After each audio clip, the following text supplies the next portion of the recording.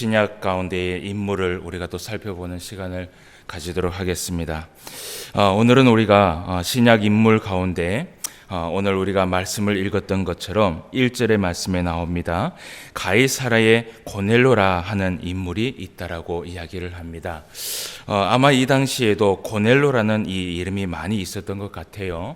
그런데 이제 오늘 우리가 보고자 하는 이 고넬료는 가이사라에 있는 고넬료다라고 이야기를 합니다. 그런데 이 고넬료가 가이사라의 출신은 아닙니다. 출신은 아니고 이 고넬료는 우리가 성경 가운데 누구로 이렇게 인식을 할 수 있냐 하면 이방인으로서는 최초로 하나님 앞에 세례를 받은 자로 알려진 사람이 바로 고넬료입니다. 그래서 이 고넬료는 이방인 중에서도 아주 의미가 있는 사람이에요. 그의 신앙이 얼마나 하나님 앞에 반듯했고 그리고 그가 하나님을 향한 그 소망과 그 마음이 얼마나 간절했으면 하나님께서 이방인 중에서도 이 신약 성경 가운데 최초로 세례를 주었다. 여러분, 성경에서는 때로는 최초라는 이것이요 굉장히 좋을 때도 있고 나쁠 때도 있습니다. 그래서 최초라는 것이 하나님 앞에 큰 은혜를 통하여서 받은 그 경우도 있고, 그리고 이 최초라는 것이 또 하나님 앞에 잘못 보여서 또 하나님 앞에 징계를 받는 경우도 있는 것이지요. 그런데 오늘 이 가이사랴 고넬료는 하나님 앞에 큰 은혜를 받은 사람입니다. 우리가 이 고넬료가 어떤 은혜를 받았는지 우리가 말씀을 통해서 한번 살펴봅시다. 오늘 고넬료는 성경에서도 이야기를 하고 있는 것처럼 이 고넬료가 가지고 있는 직업이 뭐냐 하면 백부장이라는 이 군인입니다. 그 군인 가운데에 자기 밑에 있는 이 부하들이 100명이 있다라는 것이죠. 그래서 백부장이라고 이야기를 하는데, 고넬료가 근무하고 있었던 곳이 바로 어디냐 하면 바로 가이사라예요. 그래서 이 고넬료를 가이사라 고넬료라라고 이야기를 했어요. 이 가이사라는 곳은 어느 곳이냐 하면 예루살렘에서부터 한 104km 정도 떨어진 곳입니다. 오늘날에는 차를 타고 가면 하루 정도면은 충분히 갈 수 있는 길이지만 이때 당시에는 제법 거리가 있는 길이지요. 그런 길에 이곳에 그 로마 군부대가 자리를 하고 있었어요. 왜 로마 군부대가 이곳에 자리를 하고 있었냐 하면 이 당시에 총독이 머물고 있는 그 관저가 이 지역에 자리하고 있었습니다. 그래서 오늘 본문 말씀에 보면 1절 말씀에 고넬료가 속한 부대 이름이 기록이 되어 있는데요. 그 부대 이름이 어느 부대냐 하면 이달리아 부대라고 이야기를 합니다. 여러분, 이것이 이전에 아마 그 오래전에 있었던 이 성경을 번역했던 많은 우리의 이 선배들이 이것을 이제 이달리아 부대라고 이야기를 했는데, 이 부대는 사실은 이탈리아인들이 있는 그 사람들이 있는 부대입니다. 그래서 가끔씩 우리가 성경을 볼 때면요, 지역하고 그리고 역사에 나오는 그 지명하고 조금씩 틀릴 때가 있어요. 예를 들어서 우리 이제 그 선조에 있었던 많은 목사님들이 이것을 번역을 할 때 신약 성경에서도 다락방이라는 이 말이 많이 나오지 않습니까? 근데 사실은 우리가 생각하고 있는 옛날에 있는 그 다락방이 아니라 사실은 2층을 얘기하고 있습니다. 그런데 그 2층이요, 우리가 생각하는 그 다락방이라고 생각하면 안 되고 아주 넓은 2층이라고 보시면 돼요. 그래서 옛날 사람들은 이것을 번역을 할 때 조금씩 발음이 좀 안 되거나 그리고 조금씩 이해가 안 된 부분은 그냥 우리나라식으로 그대로 번역을 한 것이 많이 있습니다. 그래서 오늘 여기에도 보면 이달리아 부대라 하는 군대의 백부장이다라고 얘기하는 것이 바로 이탈리아를 얘기하고 있습니다. 그래서 여기는 이탈리안 사람으로 구성된 군부대인데, 아마도 이 군부대에서 하는 일들이 무엇이냐면 총독을 보호하기 위해서 파견된 군부대라고 생각을 할 수 있습니다. 어쨌든 이 고넬료는 이 총독을 이 보호하기 위한 그 맡은 일을 하기 때문에 굉장히 중요한 임무를 한 사람이지요. 이 고넬료가 활동한 시기는 언제냐 하면 AD 40년경에 그때 당시에 황제가 누구였냐 하면 갈리굴라라는 황제가 있었습니다. 그 갈리굴라라는 황제가 나라를 통치하고 있을 때에 이 당시 유대 땅이었던 가이사랴, 이 가이사랴는 유대인들이 살고 있는 땅입니다. 그 유대 땅에 있는 이 가이사랴에 파견된 이방인의 로마 장군이에요. 그래서 성경에서는 이 고넬료가 이곳 이 유대인들의 땅이었던 이 가이사랴에 파견을 오기 전부터 사실은 이 고넬료가 하나님을 믿었던 사람인지, 혹은 이곳에 와서 유대인들과 섞여 살면서 그들이 믿고 있는 하나님을 믿고 거기에 입교를 해서 신앙생활을 했는지는 정확하게 기록에 남아있지 않습니다. 어쨌든 우리가 볼 것은 무엇이냐면, 지금 고넬료가 가이사랴에 있는데 그 가이사랴에 있는 이 고넬료가 유대인이 아니라 이방인이라는 것이지요. 그런데 이방인의 입장에서도 이 고넬료는 유대인의 그 신앙을 본받아서 하나님을 경외하면서 살아갔던 사람이라는 것을 우리가 보고 우리가 시작을 해야 됩니다. 여러분, 이 고넬료는 평소에 가지고 있는 이 행실이 오늘 성경에 보니까 매우 경건한 사람이었다라고 이야기를 합니다. 여러분, 제가 그 사도행전 말씀을 늘 이야기하면서 인물에 대해서 이야기할 때, 여러분, 이 사도행전의 이 기록을 기록한 저자가 누구지요? 이렇게 한 번씩 숙제를 내야 될 것 같아요. 이 사도행전의 이 기록을 기록한 저자는 누가입니다.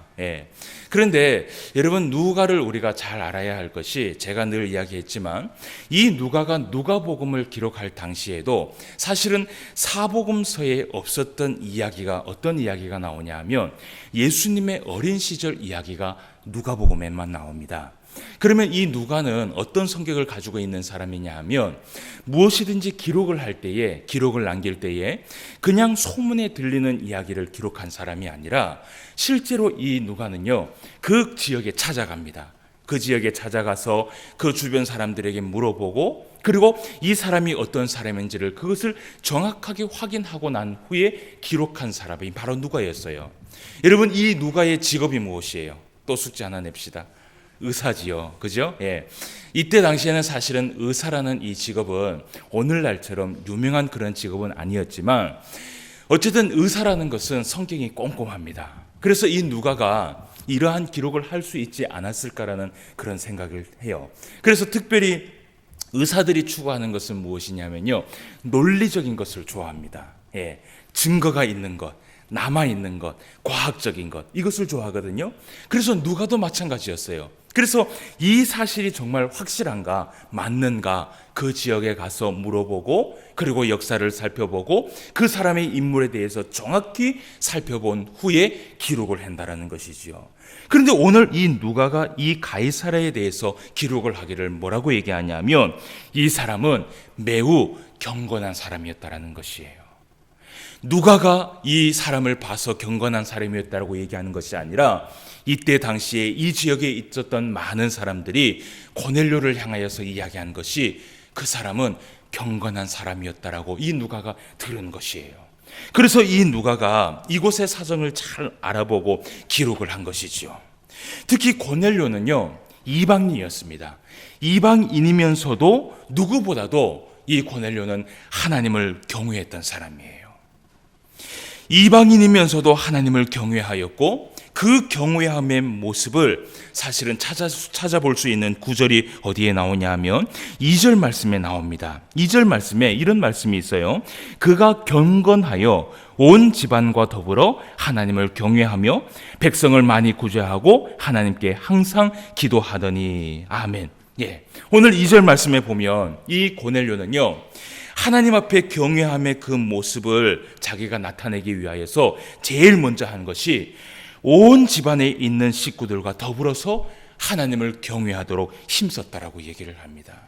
그러니까 이 고넬료는요, 자기 안에 있는 이 신앙이 자기 것만이 아니라 자기에 있는 이 후손들에게도 반드시 이것을 물려줘야 되겠다는 그 믿음이 확실했기 때문에 온 가족들과 함께 하나님을 경외하도록 애쓰고 노력하고, 그리고 가르치고, 이 신앙의 유산을 가족들에게 남기기 위하여서 매우 힘쓴 사람이었다는 것을 우리가 보게 된다는 것이죠.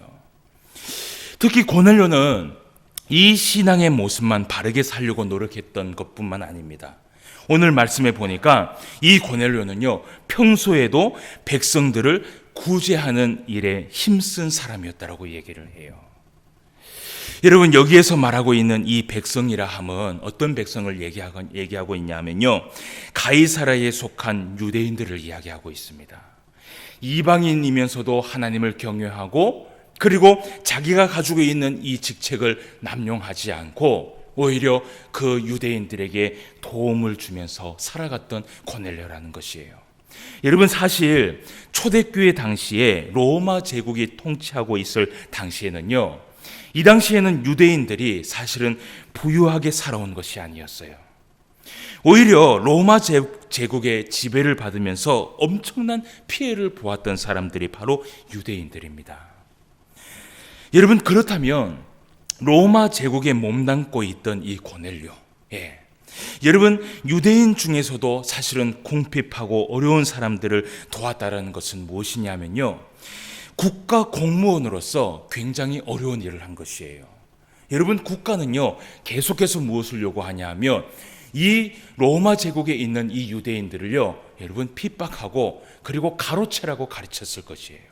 그런데 하나님을 믿었던 이 고넬료는 오히려 그 자기가 몸담고 있는 그 로마 제국의 공무원이었음에도 불구하고 이 유대인들을 돕고, 그리고 부족한 사람들에게 그 고넬료가 정말 사랑으로 살피면서 이 고넬료가 그들을 도왔다라는 것이에요. 여러분, 아마도 이 고넬료가 이런 삶을 살아갈 수 있었던 이유는요, 원래 가지고 있었던 성품이 선하기도 하였을 수도 있을 것이에요.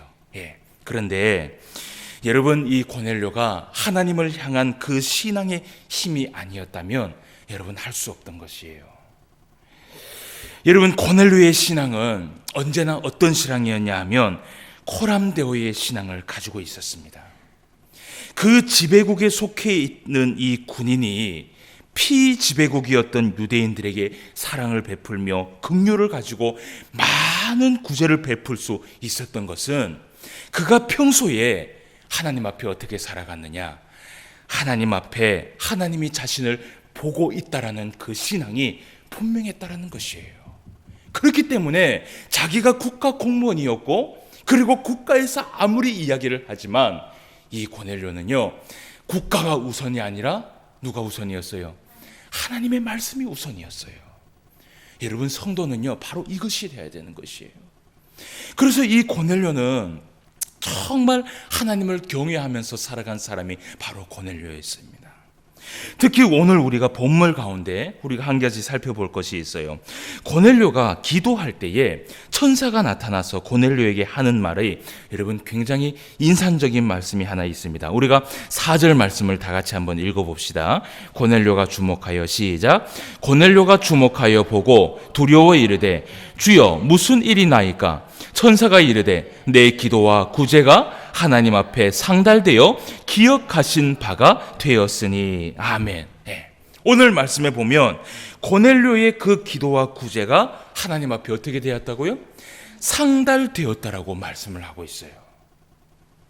여러분, 이 말은 무슨 의미냐 하면요, 하나님 앞에 코람데오의 그 삶을 살고 있었던 이 고넬료의 모습을 누가 보고 있었느냐? 하나님께서 계속해서 지켜보고 있었다라는 것이에요.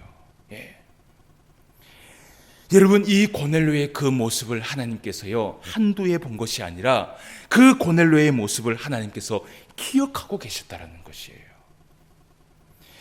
여러분, 오늘 이 말씀은요, 우리에게 아주 큰 교훈을 줍니다. 여러분, 하나님은요, 코람데오의 그 삶을 살아가고 있는 우리의 모습, 그 모습을 항상 여러분 지켜보고 계신다는 것을 기억해야 돼요. 여러분, 내 삶의 어떤 모습이든지 내가 하나님을 향하여서 말씀 앞에 살아가려고 하는 그 몸부림을 치면서 살아가는 그 모습을요, 여러분, 하나님은요 순간순간 모든 것을 다 보고 기억해 놓으세요. 우리가 하나님 앞에 선한 마음을 품고 그리고 선을 악으로 익으며 살아가다 보면 여러분, 우리 스스로 이르기를 이렇게 이야기할 때가 있어요. 낙심을 하면서 내가 큰 손해를 보고 있는 것이 아닌가 생각할 때가 있어요. 그런데 우리가 말씀을 통하여서 배울 수 있는 것은 무엇이냐면요, 하나님은 그때그때 우리의 선함에 대해서 그 즉시로 보상을 해주시지는 않지만 우리 하나님은 그것을 기억하고 계신다는 것입니다. 여러분, 우리가요 신앙생활 하면서 때로는 말씀 앞에 순종하면서 살아가고, 그리고 선을 베풀면서 살아가고, 그리고 여러분 이 악을 이기기 위하여서 얼마나 이 선을 행하려고 몸부림을 칩니까? 그런데 때로는 그렇게 살다 보면요 나도 잊어버릴 때가 있어요. 내가 하나님 앞에 이렇게 살았다라는 것을 나도 잊어버릴 때가 있는데, 그런데 잊어버리지 않는 분은 있습니다. 누구십니까? 하나님은 절대 안 잊어버려요. 그래서 여러분, 우리가 하나님 앞에 하루하루 순간순간을 살아갈 때 코람데오의 이 신앙을 가지고 살아가야 돼요. 여러분, 코람데오라는 이 말을 잘 알고 있죠? 제가 늘 성경 가운데 이야기를 하는 거잖아요. 하나님 앞에서 내가 지금 이 순간 하나님 앞에 있는가? 내가 지금 이 순간 하나님 앞에서 말씀을 순종하고 있는가? 내가 지금 이 순간 악을 선으로 이기면서 하나님의 말씀에 순종하고 살아가고 있는가? 이것을 여러분, 때로는 내가 그것을 행해서 지나가서 잊어버릴 때도 있지만 하나님은 절대로 잊어버리지 않고 기억을 해놓으셨다가 하나님께서 반드시 우리에게 그것에 대한 보상을 베풀어 주신다는 것입니다. 그래서 여러분, 갈라디아서 6장 9절 말씀에 이런 이야기를 합니다. 우리가 선을 행하되 낙심하지 말지니 포기하지 아니하면 때가 이름에 거두리라. 하나님께서 그 때가 되면 우리에게 풍성한 열매를 맺어준다는 것이에요. 그래서 오늘 갈라디아에서 얘기하기를 선을 행하되 낙심하지 말라는 것입니다. 항상 하나님 앞에 포기하지 않고 코람데오의 그 신앙을 가지고 살아가면 하나님께서 반드시 그 열매를 거두도록 인도를 해주신다는 것이에요. 자, 그리고 이제 오늘 본문 말씀에 보면 또 한 가지를 봅니다. 고넬료는 또 어떤 사람이었냐 하면 항상 하나님 앞에 기도하는 사람이었다라고 기록을 하고 있습니다. 오늘 이 3절 말씀을 우리가 한번 봅시다. 우리가 4절 말씀부터 봤는데 3절 말씀에 보면 이런 말씀이 나와요. 하루는 제9시쯤 되어 환상 중에 밝히봄에 하나님의 사자가 들어와 이르되 고넬료야 하니라고 얘기를 해요. 여기에 보면 하루는 제9시쯤 되었다라고 이야기하고 있어요. 이것은 시각을 이야기해주고 있는 것이거든요. 근데 이 시간이 얘기하고 있는 이 9시쯤이 언제냐 하면 오후 3시경을 나타내고 있습니다. 여러분, 원래 이 유대인들은요 하루에 3번 기도를 합니다. 하루에 3번을 기도하는데 언제 기도하냐 하면 오전 9시에 기도를 하고, 그리고 정오에 기도를 하고, 오후 3시에 반드시 기도하는 습관을 가지고 있어요. 그래서 이스라엘에 가면요 여러분, 통곡의 벽이라는 곳이 있습니다. 들어보셨죠? 그 통곡의 벽이라는 곳에 가면 관광지들은 물론 아무 때나 가서 기도하고 거기서 살펴보고 벽도 두드려 보고 그렇게 합니다. 그렇게 하는데 이 랍비들은요 하루에 3번 이 시간, 아침 9시 그리고 정오 오후 3시가 되면요 모든 랍비들은요 모든 하는 일을 다 멈추고 그 통곡의 벽에 와서 이상한 둥그란 모자를 쓰고 하나님 앞에 기도를 합니다. 여러분, 이것이 유대인들의 오랫동안 섬겨져 왔던 그러한 이들의 습관이에요. 그런데 오늘 이 고넬료가 이런 기도를 했다라고 이야기를 해요. 여러분, 이런 기도를 한 사람은 고넬료만 그런 기도를 한 것이 아닙니다. 여러분, 구약 성경에 보면 다니엘도 여러분 보면요, 그 성경에 보면 다니엘도 하루에 몇 번 기도를 했다 그래요? 하루에 3번 반드시 지키면서 하나님 앞에 기도했다라고 기록을 하고 있어요. 여러분, 이 말씀에 보면 고넬료는 이미 유대인들의 그 신앙생활이 몸에 익혀서 경건한 신앙의 삶을 살아가고 있었다는 것을 우리가 보게 됩니다.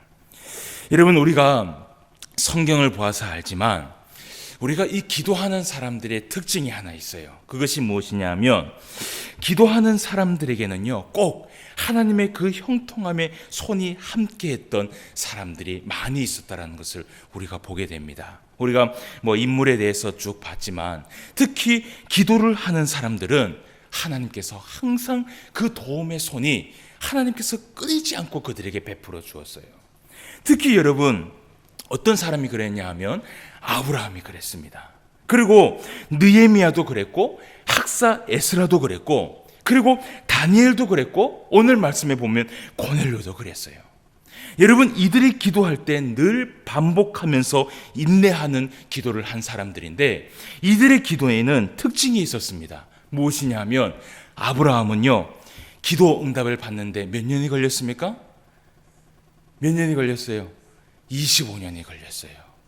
한 기도 제목에 그 응답을 받는데 25년이 걸린 사람이 아브라함이고요. 그리고 느헤미야는요, 어떤 일들이 있을 때마다 수시로 마음에 기도하는 사람이 느헤미야였습니다. 그리고 학사 에스라는 이스라엘을 바로 세우기 위해서 늘 소망을 두고 마음속에 기도한 사람이 학사 에스라였고, 그리고 다니엘과 고넬료는요, 목에 칼이 들어와도 하루에 3번 반드시 기도를 절대로 쉬지 않은 사람들이 바로 이런 사람들이었어요. 여러분, 하나님의 사람들이요, 기도하는 사람들이요, 여러분, 그냥 만들어지는 것 같지만 절대로 그렇지 않습니다. 성경에 보면요, 우리가 성경을 자세히 살펴보고 면밀히 살펴보면 누구보다도 인내한 사람들이 바로 기도한 사람들이었어요. 여러분, 한국교회 많은 성도들이 잘못된 기도의 습관을 가지고 있는 것이 많이 있어요. 특히 이전에 있었던 많은 목사님들이 설교를 할 때에 야곱의 기도에 대해서 이야기를 계속해서 했습니다. 그런데 이 야곱이요, 이 하나님 앞에 기도를 할 때 여러분 어떤 기도를 했습니까? 이 천사와 씨름을 하면서, 그죠? 그 축복을 한번 받아보려고 이 야곱이 씨름을 하면서까지 밤새도록 아주 끈질긴 그 결투 끝에 결국은 이 천사가 축복을 해주고 가기는 가요. 그런데 여러분, 이 성경을 자세히 보면요, 야곱이요, 그때 천사로 하여금 축복을 받았을 때 여러분, 그 축복의 내용이 있는지 없는지 살펴봐야 돼요. 오히려 야곱이 그 기도로 인하여서 축복을 받고 난 후에 그의 인생은요, 절망의 인생이었고 재앙의 인생이었어요. 그나마 이 야곱이 하나님 앞에 복을 받을 수 있었던 이유는 무엇이냐 하면 하나님 앞에 받은 그 약속 때문에 이 야곱이 이스라엘이라는 그 이름을 받을 수 있었던 것이죠. 여러분, 기도를 할 때요, 소리를 지르고 윽박 지르고 떼를 쓰고 소나무를 뽑으면 하나님께서 그 기도를 반드시 들어주신다라는 그런 오해는 여러분 하지 마시기 바랍니다. 여러분, 오죽하면 이 야곱이요, 그 기도를 받고 난 후에 세월이 많이 지난 후에 나중에 그 야곱이 이야기를 하나 합니다.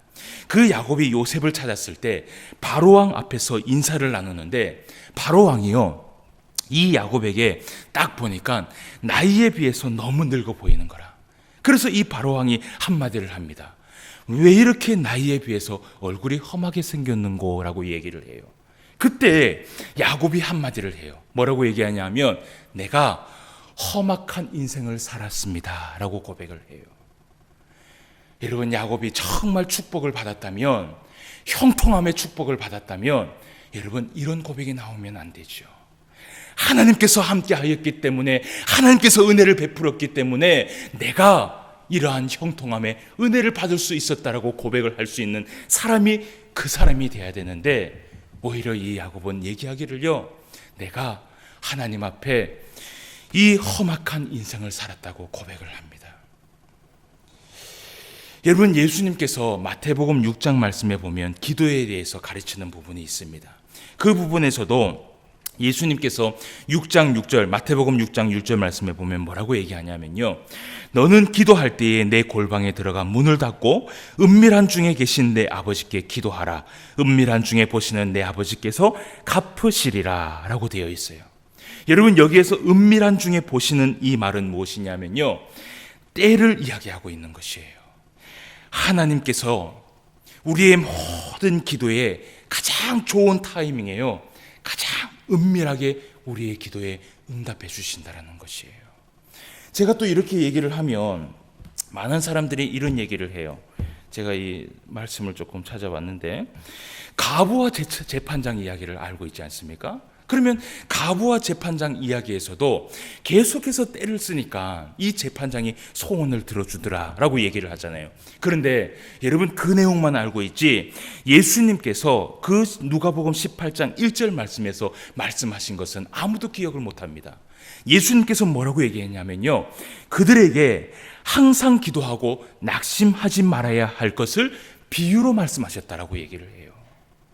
그래서 여러분, 제가요 신학교에 다닐 때 많은 신학생들이 소나무 뽑는 것을 많이 봤어요.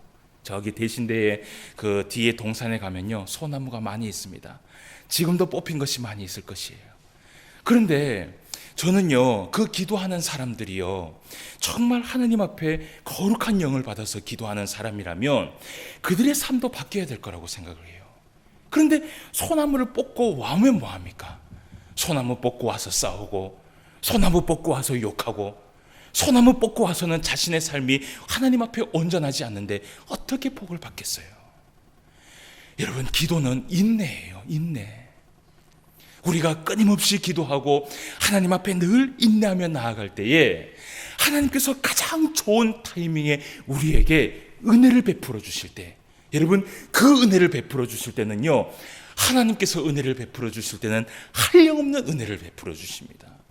사람이 감당할 수 없을 정도로 은혜를 베풀어 주세요. 그러기 위해서는 우리가 낙심하지 않고 기도해야 됩니다. 예. 여러분, 이 고넬료는 하나님 앞에 성실하고 그리고 경건하게 살아갔습니다. 하나님은 성실하고 경건하며 그리고 하나님을 두려워할 줄 알고 하나님 앞에서 신앙의 모습을 잃어버리지 않고 살아가려고 했던 이 고넬료의 삶의 모습과 그의 기도를 하나님께서 들으셨다라고 얘기를 해요. 그리고 그에게 하나님께서 어떤 은혜를 베풀어 주셨느냐? 이방인 중에서 가장 먼저 베드로 사도를 통하여서 세례를 받게 해주신 것이에요. 사랑하는 성도 여러분, 우리가 오랫동안 구약의 인물과 신약의 인물을 우리가 살펴보고 있습니다. 이 인물들을 살펴보면서 우리가 깨닫는 것이 하나 있어요. 하나님의 사람으로 살아왔던 모든 사람들의 삶의 모습을 보면 동일한 것이 있다는 것입니다. 무엇이냐 하면 신앙에 성실함이 있었어요. 예. 신앙에 성실함이 있었어요. 이 신앙이 여러분 이렇게 왔다 갔다 하는 신앙이 아니었습니다. 힘들 때도 언제나 하나님 앞에 무릎 꿇었고 즐거울 때도 언제나 하나님 앞에 무릎 꿇었던 사람들이 바로 이런 사람들이었어요. 그리고 두 번째는 하나님을 경외하는 그 경외함이 충만했던 사람들이었습니다. 그리고 또 하나는 그 경건의 그 모습이 모양만 있었던 것이 아니라 경건의 힘과 능력이 있었던 사람들이었습니다. 그들의 삶이 그렇게 살아갔기에 하나님께서는 그들의 삶을 보고 하나님께서 은혜와 은총을 베풀어 주셨던 것이죠. 우리가 정말 하나님의 그 형통함의 손을 느끼면서 살아가기를 원한다면 여러분, 이 인물들을 통하여서 배울 수 있는 저와 여러분 되시기를 바랍니다. 이러한 신앙의 자세를 우리가 가지고 살아갈 때 오늘도 하나님께서 변함없이 하나님의 그 형통함의 그 손에 큰 은혜와 은총을 저와 여러분에게 베풀어 주실 줄 믿습니다. 기도하겠습니다. 하나님 아버지, 하나님의 은혜를 진심으로 감사함을 드립니다. 오늘도 우리가 신약 성경 가운데 고넬료라는 이 인물을 우리가 함께 살펴보았습니다. 아버지 하나님, 이 고넬료가 하나님 앞에 한량없는 은혜와 은총을 받을 때에 이방인 가운데에서도 가장 먼저 세례를 받을 수 있고 그리고 세례를 통하여서 예수 그리스도를 만날 수 있는 하늘의 큰 영광을 맞이하게 되는 것을 우리가 말씀을 통해서 보게 됩니다. 아버지 하나님, 이방인 가운데에서도 그의 삶이 얼마나 경건하고 얼마나 거룩하고 그리고 하나님이 보기에도 얼마나 성실했으면 하나님께서 그 고넬료를 들어서 예수 그리스도를 통하여서 세례를 받게 하고 예수님을 통하여서 또 다른 삶을 살아가게 했는지 우리가 성경을 통해서 깨닫게 됩니다. 아버지 하나님, 우리가 성경 가운데 이 인물에 대해서 계속해서 살펴보고 있는데 우리가 이 인물들을 통하여서 우리가 깨닫기를 원합니다. 신앙의 성실함을 가지고 하나님을 경외하며 경건의 힘을 가지고 살아갈 때에 하나님의 그 손이 항상 함께하여 주신다는 것을 우리가 기억하며 살아갈 수 있도록 인도하여 주시옵소서. 하나님의 그 형통함의 손은 항상 하나님의 사람을 보고 있고 항상 하나님의 그 눈과 손은 항상 하나님의 그 의인을 향하고 있다는 것을 말씀을 통해서 배우게 됩니다. 아버지 하나님, 오늘도 우리가 살아갈 때에 말씀 앞에 순종할 수 있도록 주님 도와주시고 늘 기쁠 때나 즐거울 때나 하나님 앞에 무릎을 꿇으며 하나님 앞에 성실한 신앙생활을 할 수 있는 우리 모두가 될 수 있도록 인도하여 주시옵소서. 오늘도 말씀 가운데 함께하여 주실 줄 믿사오며 모든 말씀 예수님의 이름으로 기도드리옵나이다. 아멘.